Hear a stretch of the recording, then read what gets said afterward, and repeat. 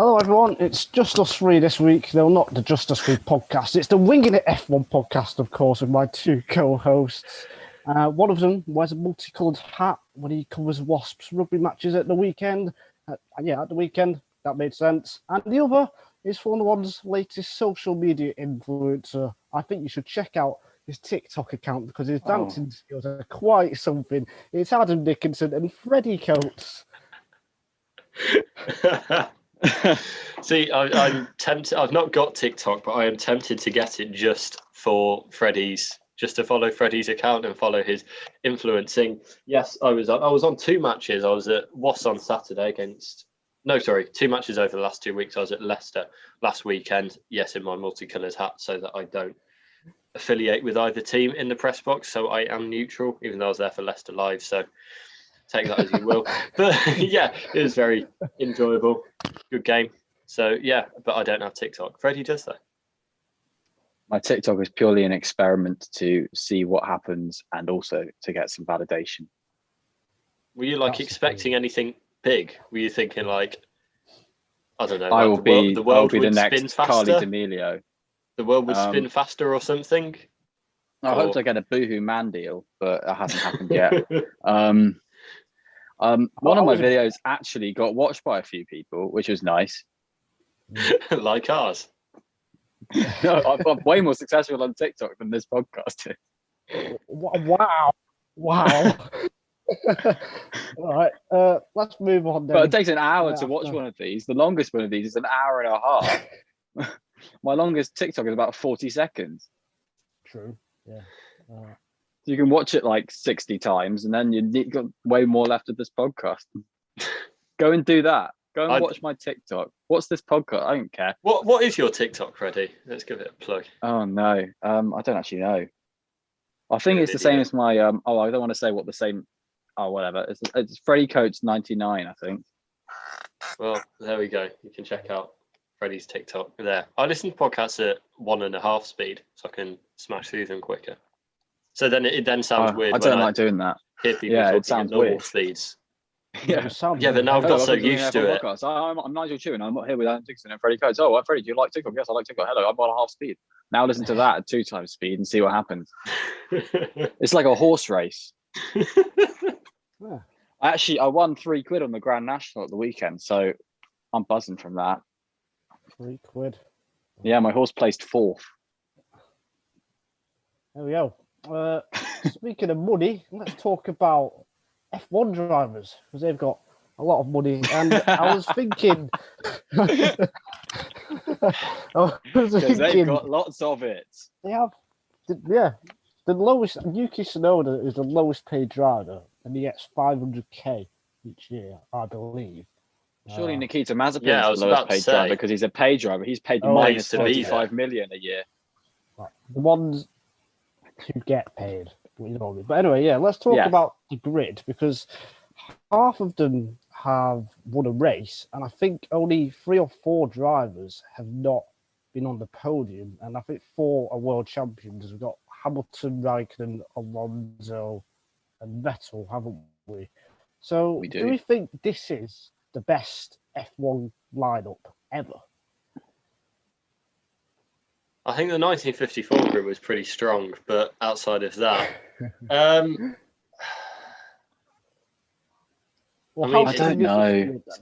Got to be up there. I think just from our lifetimes as fans, then some of the kind of the 2009 as Freddie falls over.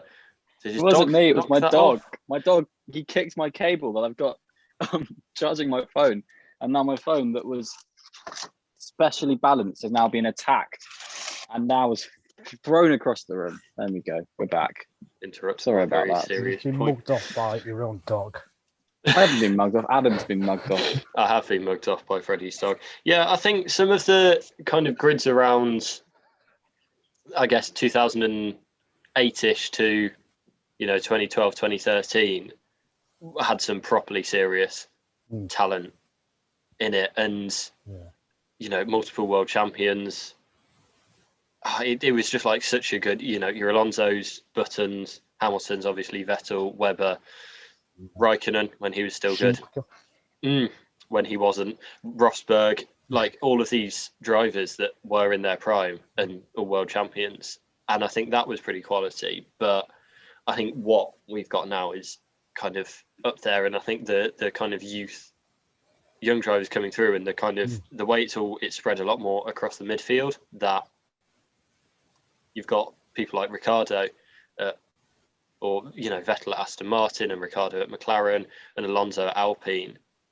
And it's, these are drivers that could be winning races if they're in that kind of team, but they're not. They're kind of battling for 8th place because that's how strong this is at the moment.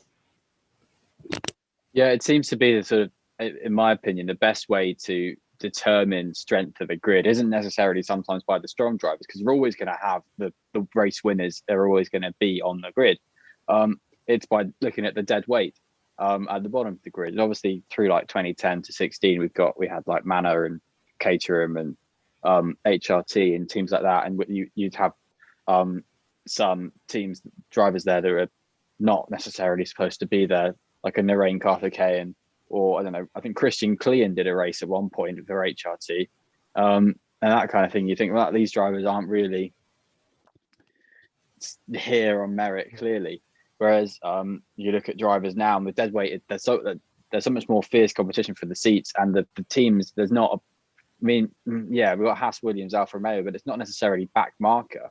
It's this year at least, I think, and every driver there has had success in their junior career. It's not like when you've got Rio Haryanto has got one sprint race victory and that's it, or something in GP2, coming into a Formula One seat for 8 races, that kind of thing. They're fast drivers.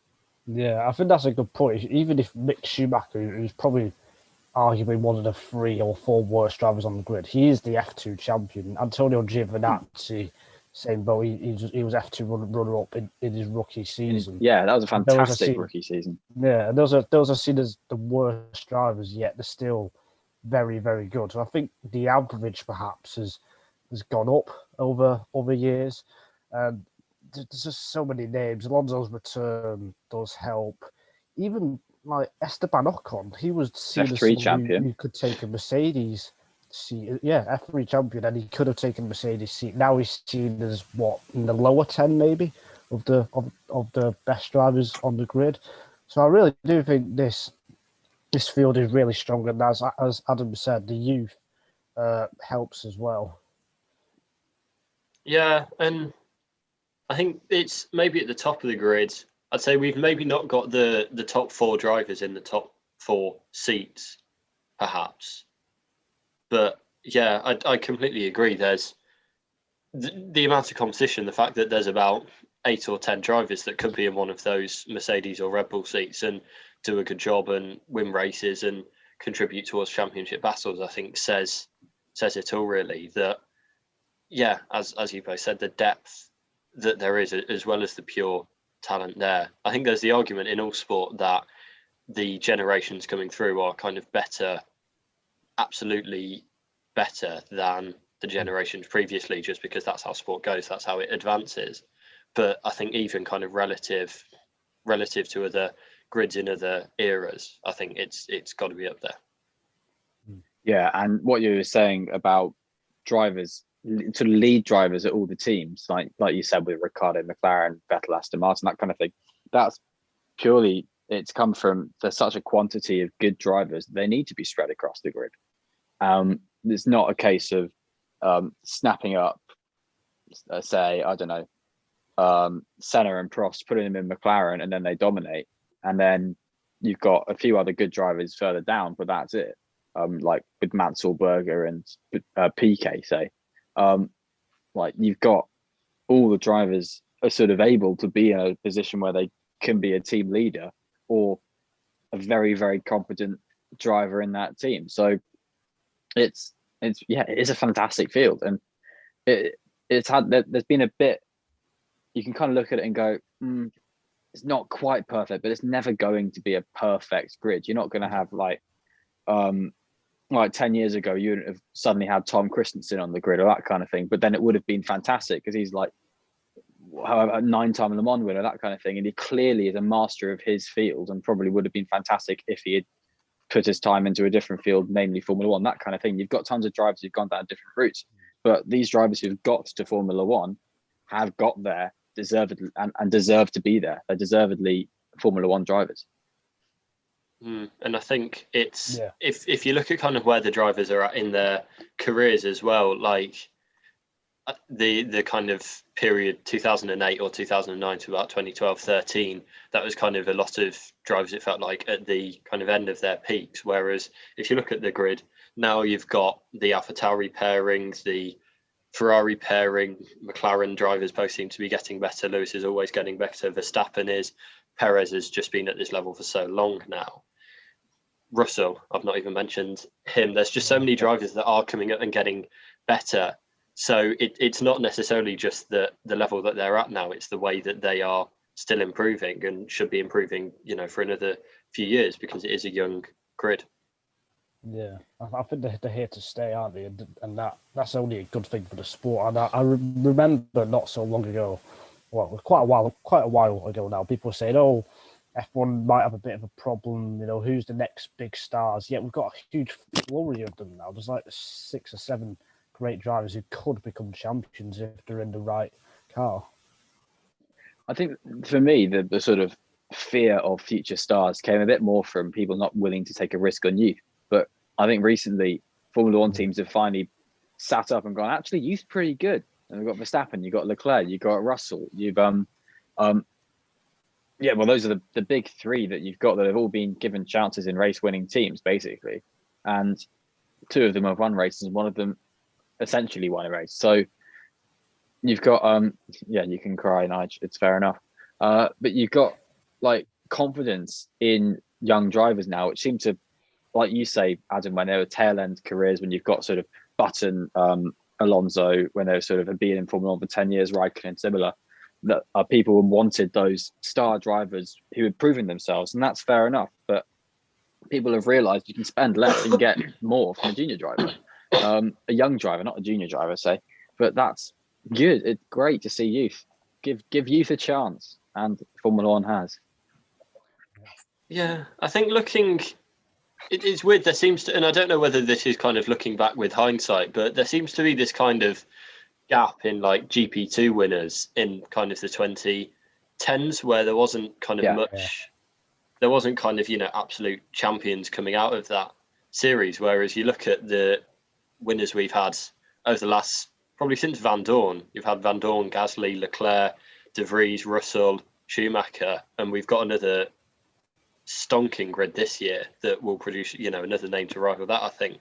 And it kind of, I think from then onwards, it seems to be pumping out more talent, whereas there seems to be the gap kind of from Hulkenberg to Van Dorn, where there just isn't much. Yeah. Well, you've got. I think that most of that goes into my point of teams not taking a risk. Like Davide Valsecchi had won the 2013 title and then was the reserve driver for Lotus, and then Kimi Raikkonen decided to not do the final races because he wasn't getting paid, which is fair enough to him. And they didn't take the opportunity to put in their reserve driver Valsecchi, who had just won the GP2 title, and they brought in Heikki Kovalainen, who was according to AWS is the 7th fastest driver of all time in Formula One, but that wasn't that. We didn't have that information then, so we didn't know that. And he had just been, for about 3 or 4 years, had been flitting around in Caterham, and that'd been about it. So, wasn't the confidence in these drivers, and I don't remember so much about GP2 in those days to know how dominant some of them were. There wasn't really that level of dominance, and whether that, and looking at where they've gone since, that's not because of super strength from all of them. Like if Charles Leclerc had come in then, he probably would have wiped the floor like he did in 2017, that kind of thing. And there's a bit of like, there wasn't the chance, and a bit of like the way it was won was a bit, second or third year, a journeyman of GP2, which is where you seem to get it with Marciello, Palmer. Can't even remember who won it in 2011. Pastor Maldonado? No, he was 2010. 2011, Grosjean. Well, I mean, Grosjean got to go, but that was only because Robert Kubica didn't get back up to fitness. So it's youth was there for the taking, but for a lot of it, it was there as a necessity rather than as a choice. And look, it gave us Grosjean, who only left Formula One last year. Sorry, I'm just flitting around from that. But yeah, Grosjean was third in his first ever qualifying for Lotus in 2012. And because they took a chance on the GP2 champion. He crashed a bit, but he had pace. Adam. Okay, sorry. I thought you'd got a point ready and waiting to go. Oven ready, as our Prime Minister would say. No, I think, do you think that's down to the driver academies becoming more of a thing? Or do you think it's kind of the other way round, that because some drivers like your Leclercs and Russells have graduated to F1, and I guess Gasly as well, and been so successful, that then that's giving the impetus for teams to like invest more in youth? Do you think it's the academies are pushing it through, or the drivers that have come out have forced teams to kind of reinvest in their academies or double down on trying to bring the next talent through? I don't think it's necessarily more investment in the academies. I think it's refining the academies.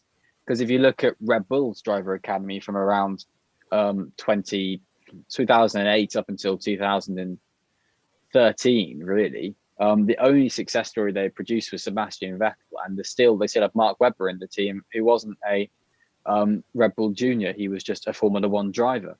And you'd had tons of drivers come in and go. You'd had Bourdais, you'd had Alguersuari, you'd had Buemi, John O'Verne. Not until Daniel Ricciardo getting the promotion to Red Bull did you really get a second bite of the cherry for the first proper driver academy that wasn't just one sort of scholarship in Formula One. And I think there's been a bit of refining. There was a bit of a step back from Red Bull on that, and obviously other teams put in another level, but didn't go the whole hog like Red Bull did, like we had with Ferrari, Mercedes. And I think you're right there, Adam. I think it is something to do with driver academies, and I think it's teams sort of learning how to use them over the past decade. I think I'm going to disagree with that. I don't think it is to do with driver academies. I think it's just more of phases that every sport goes through in terms of the quality and youth of athletes, or in this case, drivers. I think athletics kind of went through a patch before Usain Bolt where they never really had a star in 100 meters after Carl Lewis and stuff like that. Yeah.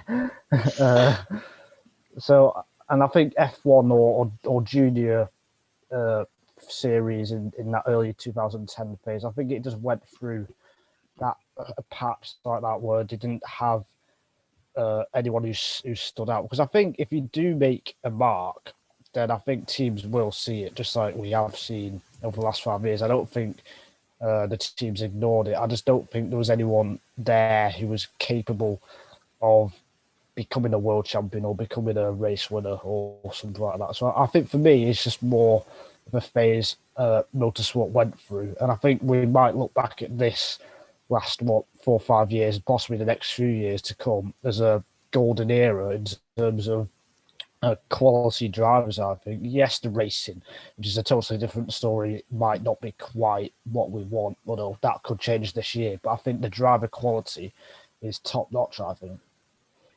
And I think you look at Formula 2, in the top 4, it's 2 Alpine juniors and 2 Red Bulls. Then you've got Tickton Fifth, who he was Red Bull. Did he come up through Red Bull's? Yeah, he was Red Bull. He was Red Bull. Now it's Williams, but yeah, it's still 2 driver academies, isn't it? And then Lundgaard and Schwartzman at 7 and 8, who are both affiliated teams as well. I think it does seem to be having that effect of helping push talent through. Maybe. Well, I mean, it becomes you still have to perform, don't you? Like, it doesn't really matter if you're with them. If they don't come in top 3 or if they don't dominate in their 3rd season or whatever, then personally, I think it's a case of you just have to perform. And I don't think anyone did that in 2010, 2012 or whatever in GP2. Yeah. I think getting the seat and the opportunity in a decent team in the feeder series is important. Sorry, Freddie. Oh, that's all right. I think it's probably a lot to do with funding as well. and that's a big issue for Formula 2 and Formula 3, and we've spoken about it obviously because of the new format changes we brought in to deal with this. But it's still the majority of the grids for at least the past 3 or 4 years in GP2 Formula 2 have to be paid for a lot of drivers for a lot of talented drivers by Formula 1 teams and academies, where they're putting aside a few million dollars, because a Formula 1 team can afford to put aside a few $1 million to fund an entire Formula 2 season for one driver. And that's why it's become so expensive, and that's why it's probably required that kind of investment. We've probably seen that more out of thinking about it more, because we have to see that to keep these championships going. You look at the drivers who aren't affiliated, and where are they for a lot of the time? I mean, Alex Albon seems to be the driver that I can think of who did well, who wasn't affiliated to a junior team in Formula 2 when he came third, but I can't really think of many others. Someone will shout Nick de Vries at me, and I'll say he was with McLaren, at least not when he was training, at least. So, yeah, you idiot. So Freddie is an idiot, according to Adam. Not the first time we've heard that. No, it was other people. Other people who were saying, "Oh, Nick de Vries, Nick de Vries, yeah, he wasn't in an academy." But Freddie was saying, "No, he was." Really, and I'm saying, "Yeah, you idiots." You said so. Yeah, the point that you've got to make now is that Adam has just referred to himself as other people. Yeah, Adam is everyone. That's the scary thought. Adam is you. Adam is me. Adam is love. Adam is life. Let's move on to Imola after that. I'm really trying not to laugh. Yeah, we've got a race. You're failing. I know, I always fail. You should have seen me in court the other day. We've had. You did. I was the one making you laugh. What were you in court for? Was it criminal or? It was a bail application. I will be soon. Entering, please. We've had a bit of a break in between the first race and Imola. What's the full name of the Imola race, Freddie? What is it? I forgot. Oh God, I've got to remember it now. Oh, have you forgot as well? Oh, never mind. The Formula 1 Grand Premio dell'Emilia Romagna Grand Prix Pirelli or something, I think. Perfect. That's a lot of words. Are Red Bull favourites for this weekend, do we think? Yeah, no, yeah. Oh, yeah? They're all favourites. What, Williams? Williams are the favourite. Like Formula 1 Pirelli Grand Premio made in Italy, Dell'Emilia Romagna 2021 race, also known as Imola. Yeah, I think San Marino. I think they've got to be. I think after they were so close at Bahrain and kind of the better car, really, and you'll hopefully have Perez having his race go a bit better, or his start go a bit better. So he's going to be in the mix. I know I know Mercedes and Freddie was very strong there last year, but they were strong at Bahrain as well and didn't. And Red Bull have made up that ground there. So yeah, I think they've got to be, but equally, it's Lewis. You don't bet against him. Right, it's not a very clear answer there from Adam. Freddie, what have you got? Yes, they are favourites. There we go. That's a clear answer. Mine is going to be a very opaque answer. So you look at, like Adam said, Red Bull have closed in Bahrain, but Bahrain has never been like super dominant for Mercedes. When Ferrari was strong, Ferrari was stronger at Bahrain and all that kind of stuff. So Bahrain's one of those ones that's a little bit weird to look at, and obviously we've had testing there. So Imola, I don't know. Red Bull were close last year, but it was at that tail end of the year where Red Bull were generally quite close to Mercedes. I'm not sure. I'm going to say that it's going to be Red Bull faster, but it's going to be closer than it was in Bahrain, because you look at the gap in qualifying. Look at the gap in qualifying, was nearly 0.4, was over half a second from Verstappen to Bottas. I reckon that's not going to be the case this weekend. Okay, I think Red Bull are going to dominate. I I think Mercedes needed a perfect weekend from Hamilton to have a chance of winning, and they did that. So even if they do it again, that's what it will need from Mercedes. But Red Bull made they made a lot of mistakes. I think if Verstappen even had to turn down his engine at the end of the race, we had the track limits controversy, the the differential problem. I think that cost him lap time. Perez wasn't up there, and Red Bull in qualifying were faster in the high speed corners, which Imola is a circuit that is full of medium and high speed corners. So I wouldn't be too surprised if Red Bull are 1 and 2 or 1 and 3.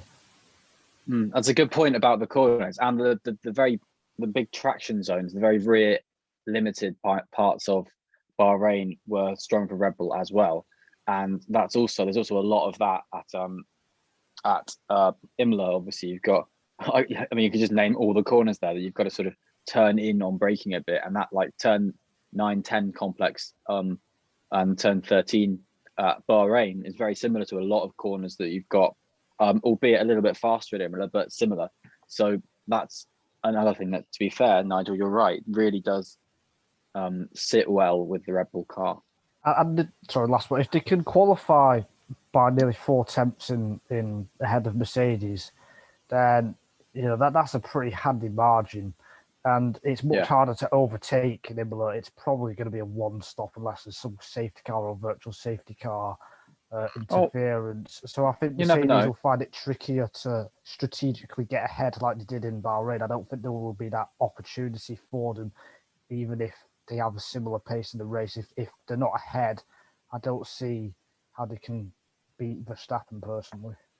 You're right. There's not going to be they're not going to be gambling on a strategy where they have to overtake with 5 laps to go, because that's not a thing at Imola, really. It's going to be much more of a simple strategic play. It's going to be your classic sort of lap 20 undercut kind of territory, and it will all really depend on where Perez is for a lot of that, I reckon. And Bottas. Bottas got pole at Imola last year. He was good there, so I kind of think Perez was on for a podium. To be fair, his midfield run was really good until they pit him at the end, thinking everyone else would pit under the safety car, and just handed the podium to Ricciardo. So it's going to be interesting to see where sort of the de facto number 2s lie. I don't. Yeah, it's kind of like Hamilton, Bottas, and Verstappen and Perez. It is just Hamilton, Verstappen, and then Bottas and Perez. But who knows? We could get something completely random here. Last week, but hey ho.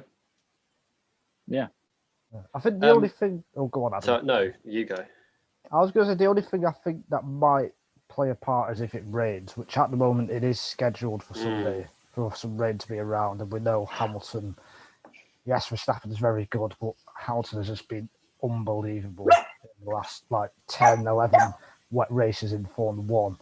So I think that could open up some opportunities for Mercedes, and I think development as well. There's been 3 weeks since Bahrain. So the teams would bring in upgrades, bring in new packages, and that could play a big part as well. We'll see if Mercedes or Red Bull have gained or lost time to each other and stuff. So I think that could play a part as well. Yeah, I think I hope it does rain just to mix it up a bit, because I think otherwise, like Freddie said, it will be quite a pace or lap time orientated race, and especially whoever does get that track position on the first lap, I guess, then it's going to be quite difficult for whoever is behind to then be hitting that pace and managing their tyres, because they'll be in the dirtier, or they'll have to drop back a couple of seconds to try and save that. So again, that's where the number 2 drivers will come in, and how they can affect the race or make it difficult for the other teams. But I think a safety car could. I guess you need kind of a safety car after people have pitted to really mix it up. If it happens at the start, then that's kind of it. But I think there would be hope that it can mix something up there. But equally, don't know for certain. Fingers crossed, though. Well, that's obviously kind of exactly how it played out last year, with the way you had sort of Bottas versus Verstappen, because at the start was Bottas Verstappen 1-2, And obviously Bottas then got a bit of the damage, was kept it a bit more compact at the front.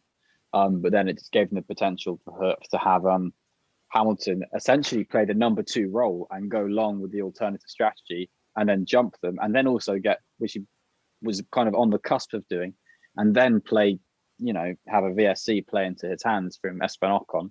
And that sealed a really good victory for Mercedes then, and Hamilton. And you can kind of see that potential being played out again this year, to be honest. Say you have Bottas go along and he gets a win, or Perez go along. Perez is obviously a tyre whisperer, so. Yeah. I mean, the first race was so exciting, isn't it? So if we get back-to-back races with that sort of entertainment and drama, it'll be quite something. I think it'll be crazy. The midfield, do we think it's going to be similar to what we saw in Bahrain with Ferrari, McLaren, AlphaTauri, and then the rest of the midfield following, or do we think anyone can make some inroads? Similar Imola. Yeah, I think it'll... I think McLaren should be up there. AlphaTauri did very well there last year, bar Gasly's kind of engine problem. Was it engine? Yeah, it was technical. Yeah, and then it wasn't bad driving. Fiat came back and got 4th, I think, in the end. So, I'd have my eye on them because they clearly know their way around the track, and that was helped by, I guess, their filming day a bit last year, but that was not the be-all and end-all. So I think AlphaTauri would be...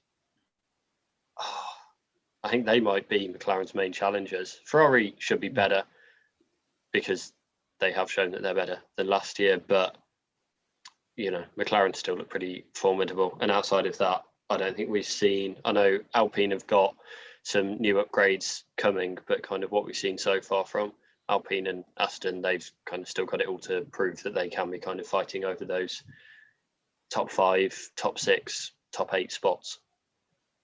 McLaren wasn't amazing at Imola last year. If you look at the teams that did well from the midfield, it was AlphaTauri, as Adam said, were fantastic. You had Charles Leclerc was up there for the whole race, not as a fluke. And Vettel was up there until he had like a 20-second pit stop, meaning that he dropped back, but he was on target for a points finish. Racing Point and Renault were good, but McLaren weren't so good there last year. So that's going to be an interesting one to see how that plays out. AlphaTauri realistically should have been ahead of McLaren and Ferrari based on qualifying pace in Bahrain, with Gasly 5th and Yuki Tsunoda not getting to Q2 because of the ambitious medium tyres, not getting Q3, sorry, because the ambitious medium tyres, but probably could have been in a similar position, 5th or 7th on the grid around there. So realistically, I think we're looking at AlphaTauri and then McLaren and Ferrari, Alpine, to be honest, to see where they lie. I think Alpine are a bit more confident going into this weekend than they were in Bahrain, but who knows? It's going to be one of those ones that it's going to be really hard to call apart from AlphaTauri, I think. Interesting. Yeah, and I think if there is rain, as we just mentioned, it gives an opportunity for one of those midfield runners to have the day in the sun, in the rain, in the sun. That doesn't make any sense. The sun can come out at the end to potentially get a podium. As they cross the line, then it can be sunny. But we know what's going to happen is as they cross the line, it will start to rain. Classic F1. Yeah. It would be. Let's make some quick predictions then for the Emilia Romagna Grand Prix. Has anyone got a top 3 or just a winner or whatever you want? I mean, I went Norris to get 3rd last time. Didn't pan out that way. You got 4th. You got 4th. Who was closest? Yeah. So I think as we've discussed, probably Gasly would be the one at most back this week. But I don't know. Perez 3rd, Verstappen 1st, Hamilton 2nd. I think Verstappen, Perez, Hamilton. But if it rains, then I'll probably have to go different. Yeah, I think Red Bull. If it's dry, I think Red Bull will get a 1-2. Yeah, not happening. I think we've got that much of a pace advantage. I really do. Yeah, but Hamilton's got a pace advantage on Perez. Yeah, but I think the car advantage is bigger than the advantage Hamilton has on Perez. If you look at the Q2 and Q1 gaps between Verstappen and Perez's times, and have a similar gap for Q3, Perez would have been 2nd on the grid, I think, in Bahrain. So that's interesting. I don't know. It's wet. Hamilton wins. If it's wet, Hamilton wins. You'll have a crazy like second place with like Vettel or something weird, and then I don't know who's third, Bottas or Alonso. I'm going to be boring and say Verstappen, Hamilton, Perez. Okay, interesting. Yeah, I think Hamilton can do that kind of lap. Mm. I think was this top three for qualifying or the race? The race. No, the race. Yeah. Well, I think the qualifying will be very impactful. I don't think the race is going to. I really want to be wrong, but I don't know if the race is going to be, a beautiful kind of crazy position change fest. Do you think it will be one of those where it's better to be in third than second? Because there's quite a long run down to. Is there? There is a long run, but not from where the line is really. Like the grid is sort of halfway along, isn't it? Verstappen I'd say started third last year, didn't he? And he got into second because Hamilton got a bad start. Hamilton, but also Gasly was able to get alongside him. He had to really Gasly got alongside him from fourth. So, yeah, Adam's right. It was Hamilton's bad start, and not like Sochi, where like you can get a slipstream for a kilometer. It's still only like 600 meters or something. So, who knows? I mean, what got Verstappen past Bottas last year was a mistake for Bottas. Allowed Verstappen to be really close going into going damage from Ravazza. Massive damage. He did, but they'd taken it out by then, to be fair. But it had affected his floor a bit. Yeah, he was still locking up. But Verstappen was able to get past. And the lap prior to that, without Bottas making a mistake, Verstappen had still been able to get close and make a challenge. So who knows? It's going to be a hard call. Who knows? Who do you think will be the highest placed non-Mercedes or Red Bull driver? I think it will be Gasly. Leclerc. That's a good shout. Oh, fun. Go for it. Yeah, I mean, he's done a lot of testing there. He did a test in October last year. So it's not a new track prior to the him. season. Yeah. He's driven the new car there. Yeah. The AT02. So, will he impress once again? Who's going to impress in the quiz, though? We're about to find out. It's Adam versus Freddie, because they've not gone up against each other yet. Actually, this is only the second time we've done it. What we're talking about. My debut for the season. Curtain raiser. As usual, because I'm doing it, it's not the usual 10-question format. It is a different format. I don't know how to call it. Is it Imola or similar? Is that the format? It's a great name if it is. So is it blind date? I mean, if you want it to be. It's not blind, unless we both turn off our cameras. Well, there's a fourth person on the call. So Hello, you're going to take turns to say an answer to the question, basically, and then it ends when one of you can't think of an answer, or you get it wrong. Categories. Well, yeah. So the first category is, since we've been talking about drivers, are the drivers on the grid who are under 30 years old. Oh, bloody hell. So you got to take turns to name the driver on the current F1 grid who's under 30. If you get it wrong, then that's it. But there's another one after it. So go Russell. Oh, so Adam's starting. He's gone for Russell. That is correct. Sonoda. Yeah. Gasly. Yeah. Norris. Yeah. Sainz. Yeah. That's 5 out of 13 now. Leclerc. That's 6. Oh, Adam's writing. I'm writing down the ones we've done so I don't repeat them. I mean, that is just part of the game. You said Ocon, right? Yeah.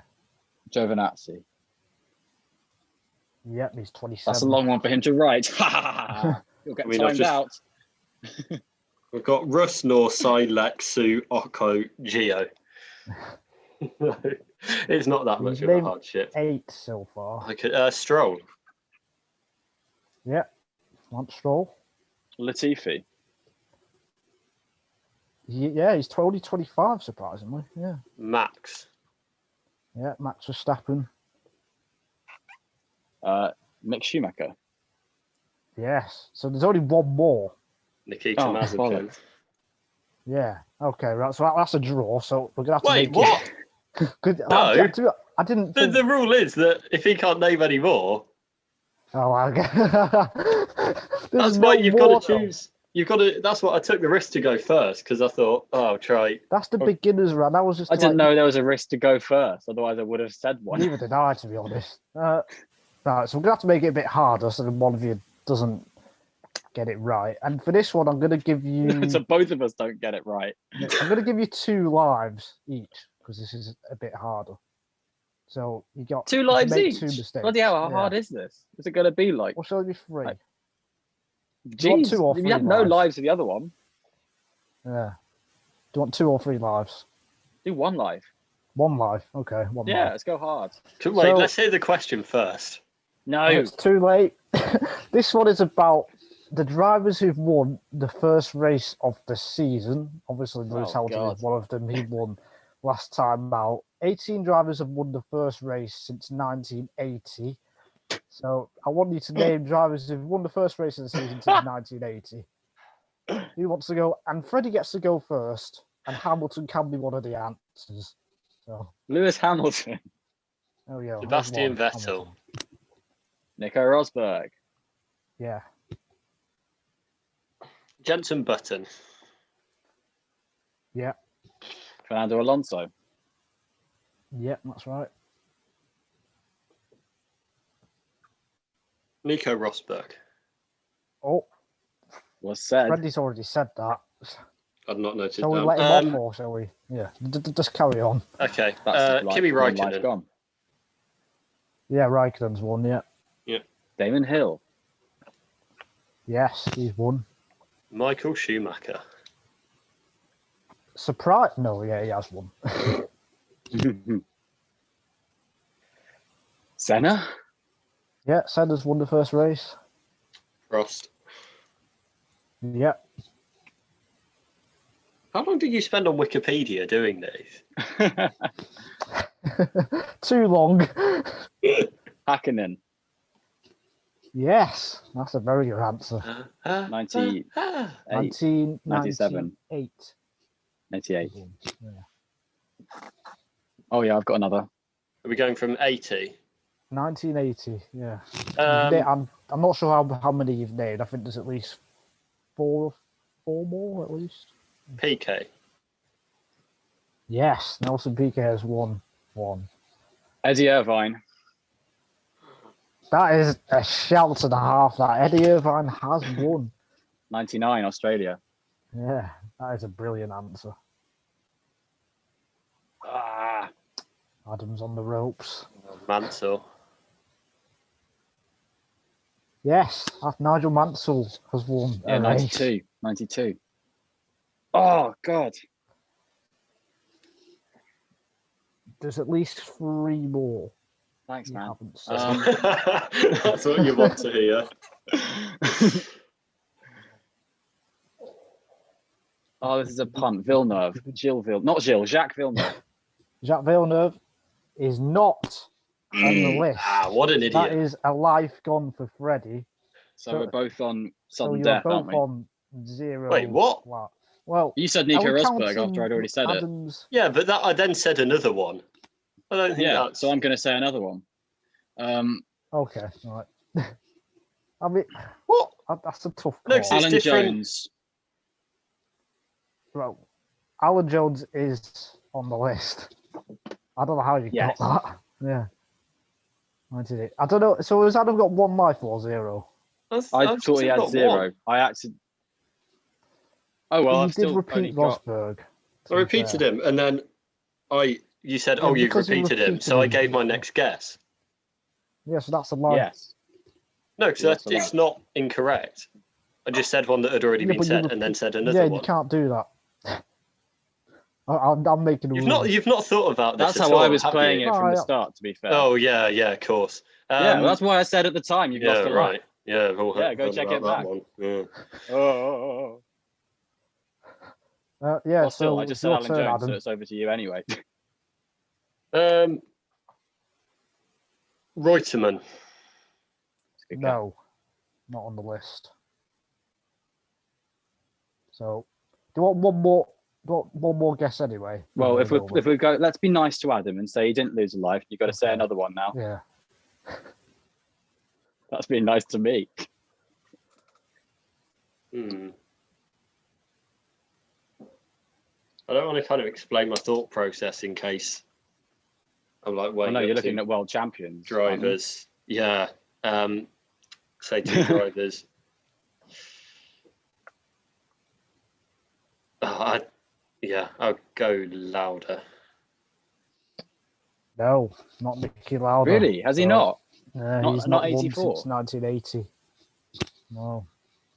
There we go. Who's 84? 84.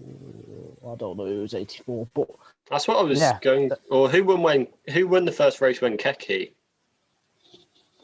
I haven't got the exact years. That's 82. That's 82. So is that going to be Gilles Villeneuve, Didier Pironi? Oh, which one? So the one Didier Pironi he missed. was lining up. The ones he missed was Bottas. You forgot about him. He won 2019. Last That's an year. absolute gift. 2020. You said Rosberg, you said Vettel, you said Button, you said Hamilton. Vissy Keller won in 2005. 2005. Yeah. David Coulthard, I don't think either of you said. No, didn't say Coulthard. And then because I actively said Hakkinen instead of Coulthard. So just those 3. Well, it does mean Freddie is the winner of the quiz. What? So, is that it? We don't have another category. I mean, that went on for quite a while. There's 2 categories. I won the first one as well. No, the first one was a draw. Let's have a decider. Let's have a decider category. I haven't made one though. You put me on the spot. You put 2 categories in this. Such an awful quiz. Went on for like 10 we'll just minutes. do it from the top of your head. Come on. What do you want me to do? That's what we do when we play Ring of Fire. So you want... Clearly, Freddie and Adam are enjoying this new format, so I'm going to have to It's good. It's good fun. It's a good format. It's awfully thought out, but it's a... It's not awfully thought out, just because you lost. It's the worst planned quiz we've had on the podcast. You got 2 questions. It's not, you put the long ones. Like it went on for like the same amount of time as the normal quiz. Had an age. It went on for the same time as a normal quiz. That's why I haven't done another one. It hasn't yet. No. I mean, still waiting. I mean, the 3 minutes that we've taken up laughing have kind of taken up a bit of that. But what's the final category? Okay, come on, right, Nigel. Hit us. Yes. I'm gonna have to find something with an easy list or something. I don't know, for your own benefit. For my own. I don't know. World champions since 90. No, that's too easy. No, I don't know. Constructors champions 1990. So 1990. Come on. Is that too easy? Yeah. Go the whole hog. Yes. Do whole hog. Go on. 1950. Go on. I was going to save that for our 100th episode or something. But, all right, let's do it now. It's episode 64. Tell you what, let's do this. This year's calendar. But we know. It's something we know. Yeah. Do something we might not know. Let's do the champions. Let's go. Do champions. Right. It only take. You've got a maximum of what? 71. This will take ages. Well, no, because there's not even that. We're not going to do like Hamilton 7 times, are we? Yeah, I think there's about 30-ish. 33, isn't there? Don't know. Not been on Sporkle in a while. Let's go. No, Farina. Fangio. Hamilton. Schumacher. Vettel. Button. Not writing quick enough. Rosberg. Raikkonen. Villeneuve. Alonso. Don't yawn, Nigel. Hakkinen. 10 minutes later. 2 Hill. hours later. Damon Hill. Phil Hill. Graham Hill. Clark. John Surtees. Hawthorne. Very good. Thank Alan Jones. Keke. Hill Ayrton had Senna. not Hill. Hawthorne had his helmet had a little like visor coming up. It's really cool. Do you say Senna? I said Senna. He always wore a bow tie. Did Hawthorne. Mansell.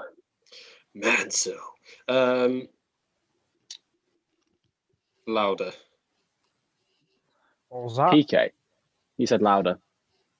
Hey? And I said PK. Hunts. That's what I thought you were going to say. Oh, you made a Lauder joke. I get it. Oh, that took way too long. You said Hunt, right, Adam? Yes. Fittipaldi. Ooh, Stewart. Very nice. Rint. Jochen Rint. I wonder if our audience is skipping this part. Are you dedicated and loyal? Got it on about five times speed. Denny Hume. Very nice. Mario Andretti. Mario. Getting Ascari. Yes. Jody Scheckter. Oh, I like that. Now we're really into is it 60s? I'm thinking 60s. We're into the 60s. I feel like you've missed one from like the last 20 years, or maybe I just missed it.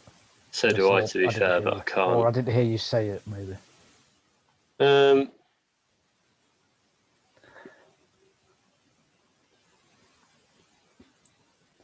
I've been spotted bother here. Have we? I think we have.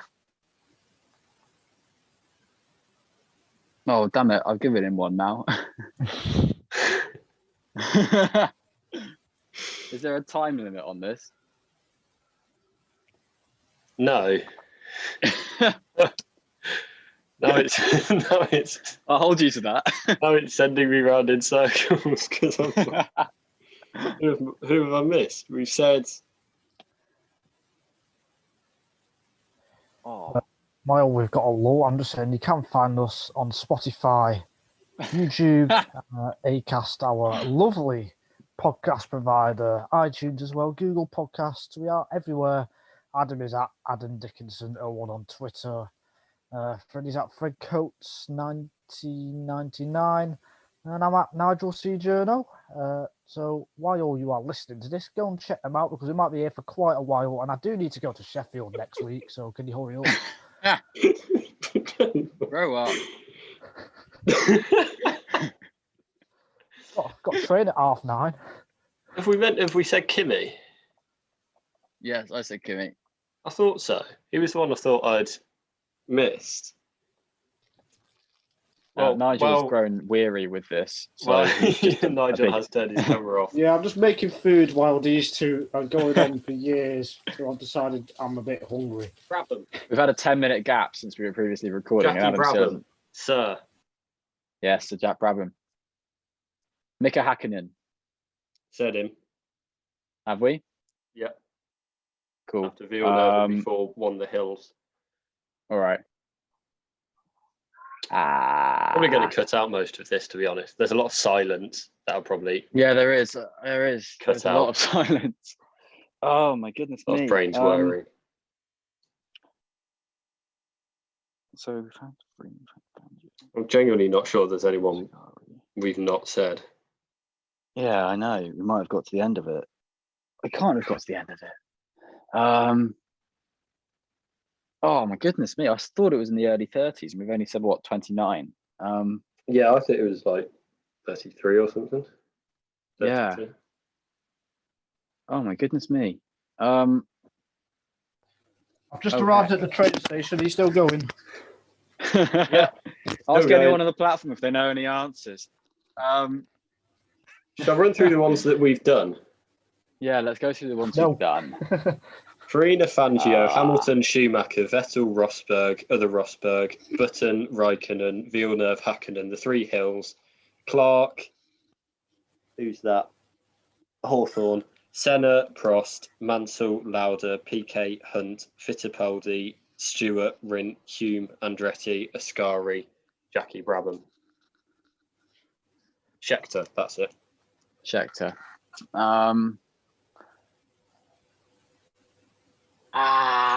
Making angry faces at the camera. Going well. Quite an interesting noise. Thank you, man. I'm going to cut out so much of this. Who won in 59? Who won in 59? If you're listening to this quiz and it's about 5 seconds long, then just know that there's a lot. Who won in 1959? Wasn't it Brabham? No, he was 66 and 70. And another one. He was in 59. Yeah, and 67. I think he might. Or 65. Hill was 61. Surtees was in the middle of Clark. Jack Brabham won in 1959. Oh, thank you, Adam. You were right. Thank you, Nigel. Bollocks.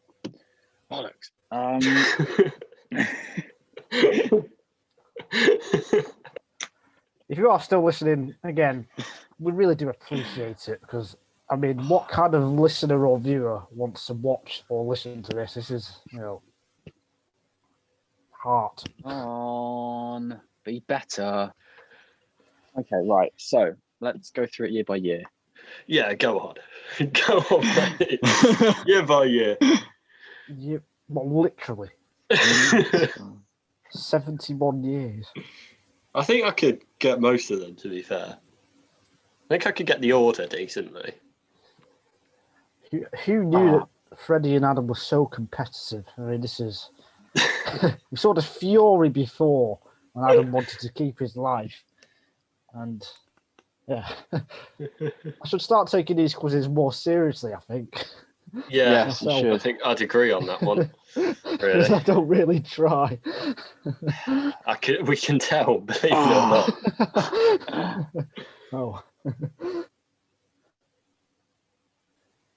So there we go. After about 70 years, Freddie and Adam have come to a stalemate. We're all actually 85 years old now. Freddie's about 185. So what we're going to do is we're going to do a tie break thing on the next podcast, which will be after Imola, to decide who wins because they're both really competitive, it seems, which is quite incredible. So from me, Nigel Chu, Adam Dickinson, Freddie Coates, we will see you all of us after Imola. Bye.